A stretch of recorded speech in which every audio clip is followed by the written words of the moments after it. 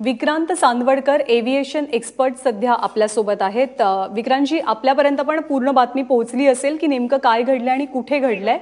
आपण पॉसिबिलिटीज सांगू शकतो का? कारण हे विमान हे जे हेलिकॉप्टर आहे ते उत्तम प्रतीचं आणि नवं हेलिकॉप्टर असल्याचं कळतंय। मग अशा तांत्रिक अडचणी का उद्भवू शकतात, का निर्माण होऊ शकतात?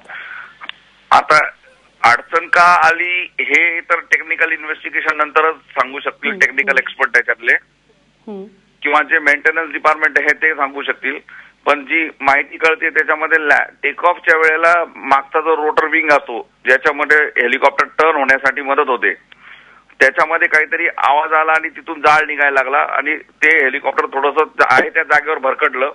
आजूबाजूला काही गोष्टींवर ते आपटलं आणि ते वरचे रोटर्स वगैरे ते तुटले आणि त्यामुळे अपघात घडला। पण यात सुदैवाची गोष्ट एकच की हा टेक ऑफच्या वेळेला ही घटना घडली आणि त्यामुळे सगळे लोक सेफ आहेत आता।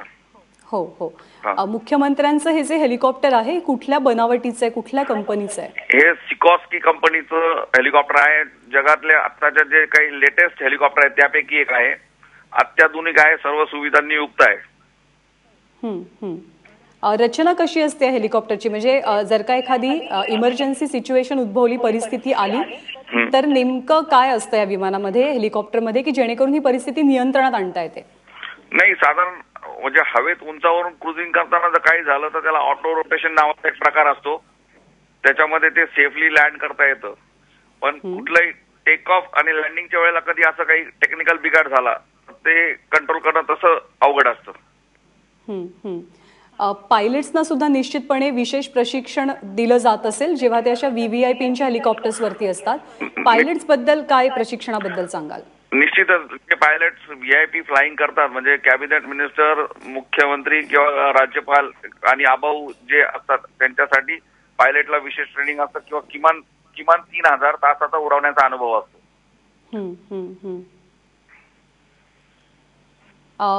तुम्ही खरं तर म्हणालात अगदी सुरुवातीला की म्हणजे तांत्रिक गोष्टी अजून समजायच्या आहेत ह्याच्यामधल्या, पण जी प्राथमिक माहिती अगदी प्रत्यक्षदर्शींनी सांगितली की मिनिटही झालं नव्हतं, साधारणतः आपण एक 60-70 फुटांवरतीच हे हेलिकॉप्टर गेलं असावं आणि तेव्हाच ते हेलिकॉप्टर खाली आलं आणि लोकांनाही कळलं नाही।